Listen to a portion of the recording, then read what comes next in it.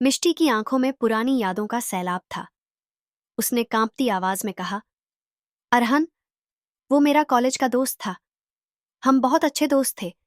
लेकिन फिर एक दिन कुछ ऐसा हुआ जिससे हमारी दोस्ती टूट गई। आरव ने गहरी सांस लेते हुए कहा, क्या हुआ था मिष्टी? मिष्टी और अरहान की दोस्ती पूरे कॉलेज में मशहूर थी। लेकिन एक दिन अरहान ने मिष्टी को प्रपोज किया। मिष्टी ने साफ कहा, मैं तुम्हें दोस्त से बढ़कर नहीं देखती। अरहान ने मुस्कुराते हुए कहा, कोई बात नहीं, दोस्ती ही सही। लेकिन उसके अंदर की जलन बढ़ रही थी। कॉलेज फेस्ट के दौरान किसी ने मिष्टी के नाम से प्रिंसिपल को एक मेल भेजा जिसमें कॉलेज के स्टाफ पर गलत आरोप लगाए गए थे। मिष्टी को कॉलेज से सस्पेंड कर दिया गया। बाद में पता चला कि वो मेल अरहान के कंप्यूटर से भेजा गया था। लेकिन अरहान ने कहा, मैंने नहीं किया मिष्टी, मुझे फंसाया जा रहा है। मिष्टी ने दर्द भरी आवाज में कहा, तुमसे ये उम्मीद नहीं थी। हमारी दोस्ती यहीं खत्म। आरव ने कहा, अगर अरहान वही है तो ये सब बदला है, लेकिन वो जानता है कि हम अब उसे रोकेंगे। कबीर ने फोन ट्रेस करते हुए कहा, मैंने उस वीडियो की लोकेशन निकाली है, हमें तुरंत चलना होगा। आरव और कबीर एक वीरान फैक्ट्री में पहुंचे। वहां अरहान उनकी राह देख रहा था। अरहान ने मुस्कुराते हुए कहा, आखिरकार आ ही गए तुम दोनों। मिष्टी ने मुझे ठुकराया था और तुमसे उसने प्यार किया। ये सब मैंने उसी प्यार को खत्म करने के लिए किया। आरव ने गुस्से से कहा, प्यार खत्म नहीं होता अरहान, लेकिन तुम्हारी ये नफरत तुम्हें जरूर खत्म कर देगी। अरहान ने बंदूक तानी और कहा, आज कहानी खत्म होगी। तभी एक गोली चली और कबीर ने छलांग लगाकर आरव को बचाया। गोली कबीर के कंधे में लगी। तभी पुलिस वहां पहुंची। अरहान ने भागने की कोशिश की, लेकिन आरव ने उसे पकड़ लिया। अरहान ने कहा, तुम जीत गए आरव, लेकिन मिष्टी को मैं कभी चैन से जीने नहीं दूंगा। आरव ने गुस्से से कहा, तुम्हारी नफरत ने तुम्हें अंधा कर दिया, लेकिन हमारा प्यार हर इम्तिहान से गुजरेगा और जीतेगा। अस्पताल में कबीर की हालत नाजुक थी। मिष्टी रोते हुए बोली, कबीर, तुम हमें छोड़कर नहीं जा सकते। कबीर ने मुस्कुराते हुए कहा, अरे, अभी तो तुम्हारी शादी में डांस करना है, इतनी जल्दी कहाँ जाऊंगा। सब कुछ शांत लग रहा था, लेकिन तभी आरव के फोन पर एक अनजान नंबर से मैसेज आया। खेल तो अब शुरू हुआ है। अरहान तो सिर्फ एक प्यादा था, असली राजा से मिलना बाकी है। अस्पताल में कबीर वेंटिलेटर पर था। मिष्टी उसके बेड के पास बैठी थी। उसकी आंखों से आंसू रुक नहीं रहे थे। आरव ने मिष्टी का हाथ थामकर कहा, कबीर मजबूत है, वो हमें यूं छोड़कर नहीं जाएगा। मिष्टी ने गहरी सांस लेते हुए कहा, अगर कुछ हुआ तो मैं खुद उस शख्स को बर्बाद कर दूंगी जिसने ये किया है। तभी आरव के फोन पर एक कॉल आई। स्क्रीन पर कोई नंबर नहीं था। एक भारी आवाज गूंजी, कबीर की हालत देखी? ये तो बस शुरुआत है। तुम्हारा खेल अब मेरे हाथ में है। आरव ने गुस्से से कहा, कौन हो तुम? सामने आओ। आवाज ने सिर्फ एक नाम लिया, समय, मिलकर जानोगे। अचानक अस्पताल में समीर आया। उसकी आंखों में गुस्सा और दर्द था। आरव, मुझे शक है कि ये सब अरहान से ज्यादा किसी बड़े शख्स का काम है और शायद मेरे अतीत से जुड़ा है।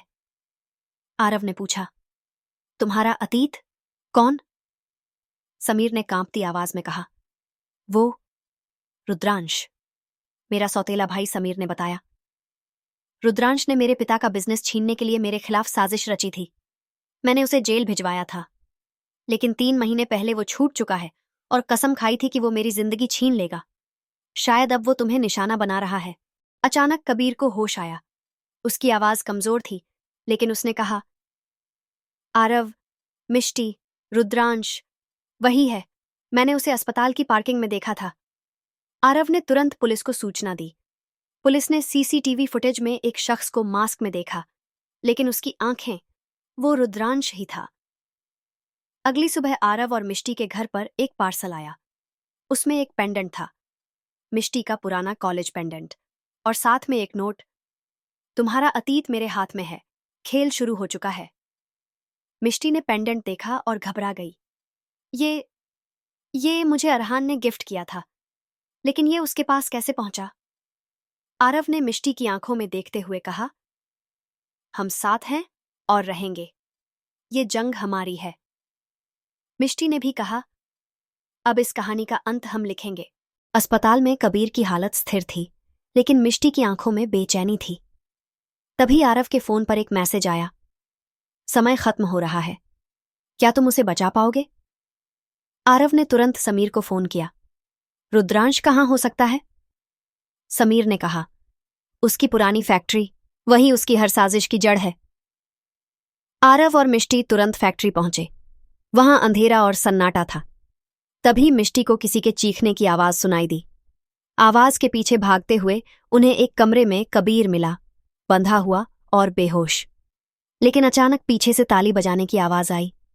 शाबाश, तुम लोग बहुत जल्दी पहुंच गए। ये रुद्रांश था। उसकी आंखों में पागलपन था। तुमने मेरा सब कुछ छीना था समीर, अब मैं तुम्हारा सब कुछ छीनूंगा।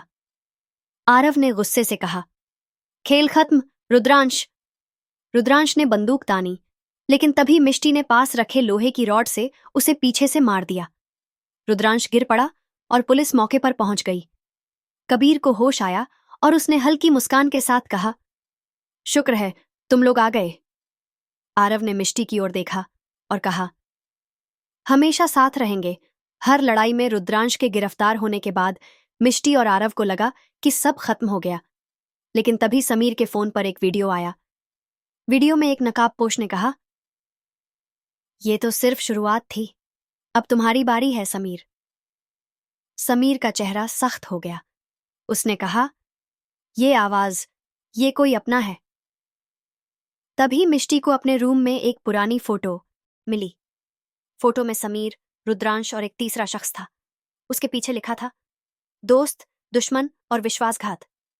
आरव ने कहा, इस खेल में तीसरा मोहरा कौन है? समीर ने कांपती आवाज में कहा, ये आवाज, ये वियोग है, मेरा बचपन का दोस्त। आरव चौंक गया। वियोग? लेकिन उसने ऐसा क्यों किया? समीर ने बताया, वियोग मुझसे सिर्फ एक बात के लिए नफरत करता था, उसकी बहन तान्या से मेरा रिश्ता। उसने सोचा कि मैंने तान्या का दिल तोड़ा, लेकिन असलियत वो नहीं जानता। तभी एक कॉल आई। स्क्रीन पर सिर्फ एक मैसेज था, समीर, मिष्टी को बचाना चाहते हो तो अकेले आओ। समीर मिष्टी को बचाने के लिए अकेले वियोग के बताए पते पर पहुंचा। एक वीरान फैक्ट्री में कदम रखते ही वियोग की आवाज गूंजी, आखिर तुम आ ही गए समीर, लेकिन तुम अकेले नहीं आए। समीर चौंक गया। तभी अंधेरे से आरव निकला, मिष्टी मेरी जिंदगी है, मैं उसे अकेले कैसे छोड़ सकता था। वियोग सामने आया। उसकी आंखों में गुस्सा और दर्द दोनों थे। तुमने मेरी बहन तान्या को बर्बाद कर दिया, उसने तुम्हारे लिए अपनी जान दे दी। समीर ने दर्द भरी आवाज में कहा, वियोग, सच नहीं जानते तुम। तान्या मुझसे दूर नहीं गई थी, वो कैंसर से लड़ रही थी। उसने अपनी आखिरी सांस तक तुम्हें बचाने के लिए मुझसे कहा था कि तुम्हें कभी दर्द न पहुंचे। वियोग की आंखें नम हो गईं।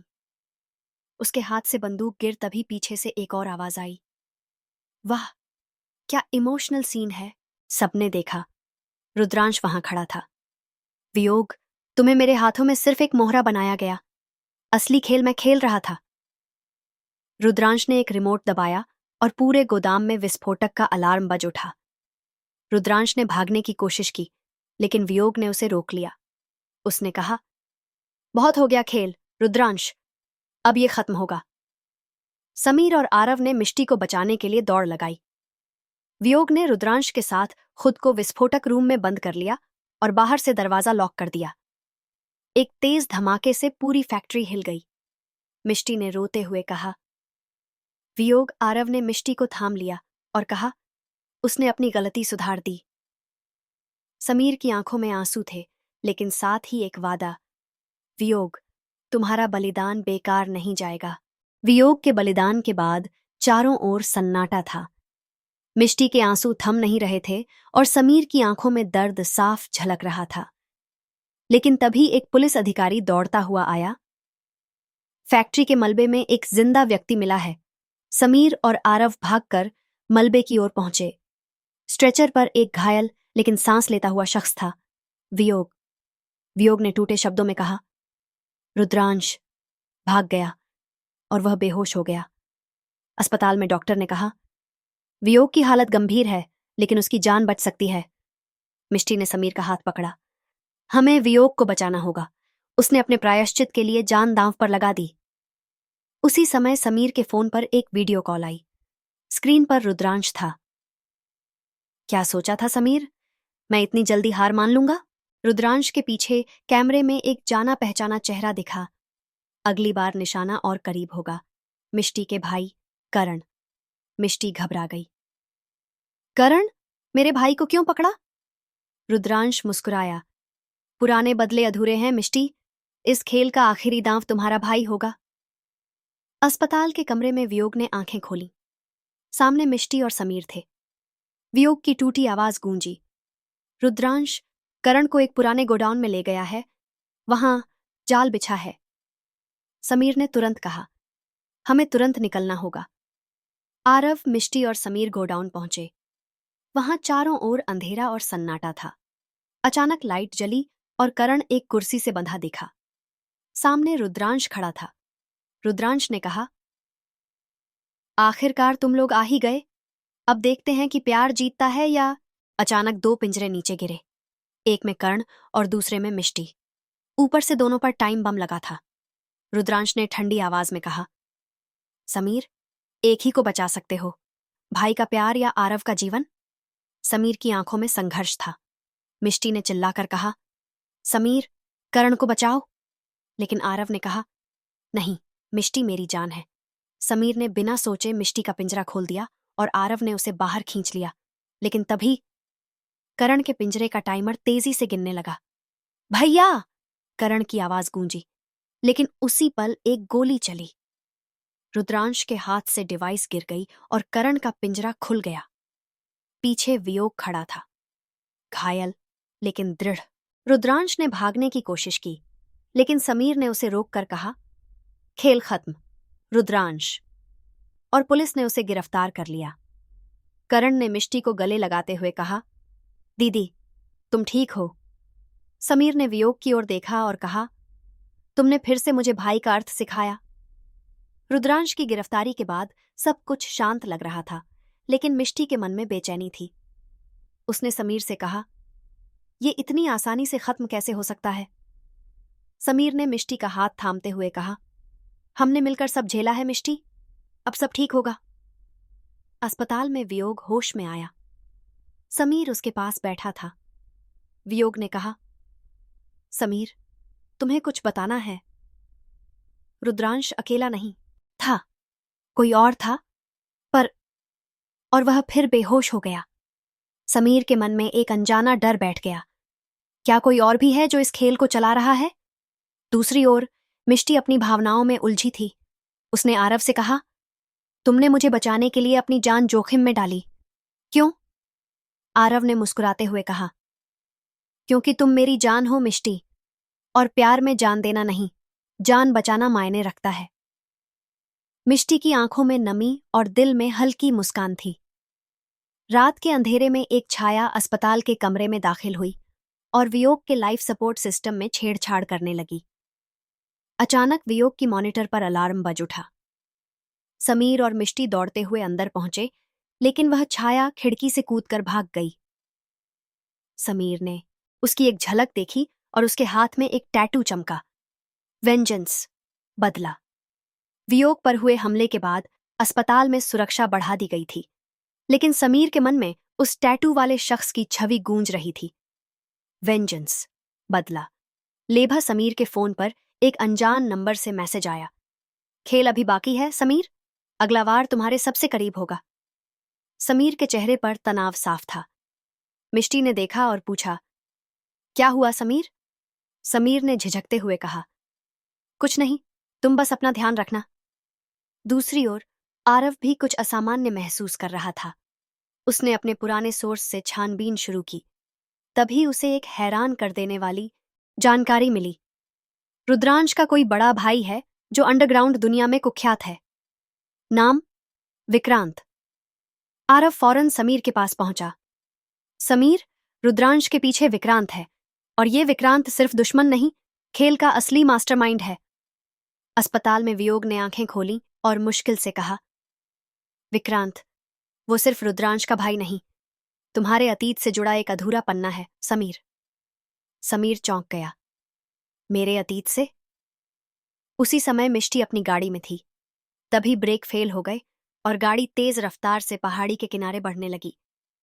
मिष्टी ने घबराते हुए फोन पर समीर को कॉल किया। समीर। समीर ने सिर्फ एक शब्द कहा, मिष्टी, जंप करो। गाड़ी खाई में गिर गई और एक जोरदार धमाके से आग की लपटें उठीं। समीर और आरव घटनास्थल पर पहुंचे। समीर की आंखों में सिर्फ मिष्टी की छवि थी। समीर। समीर ने पलटकर देखा। मिष्टी घबराई हुई लेकिन सुरक्षित सड़क के किनारे खड़ी थी। आरव ने उसे सही समय पर खींच लिया था। समीर ने दौड़कर मिष्टी को गले लगा लिया। तुम ठीक हो? तुम ठीक हो? दूर एक पहाड़ी से कोई यह सब देख रहा था, एक मुस्कान के साथ। उसकी कलाई पर वही टैटू चमक रहा था, वेंजेंस। अगले पार्ट में विक्रांत की एंट्री क्या नया तूफान लाएगी? वियोग के अतीत का समीर से क्या कनेक्शन है? मिष्टी और आरव का रिश्ता क्या और मजबूत होगा या किसी नए इम्तिहान से गुजरेगा?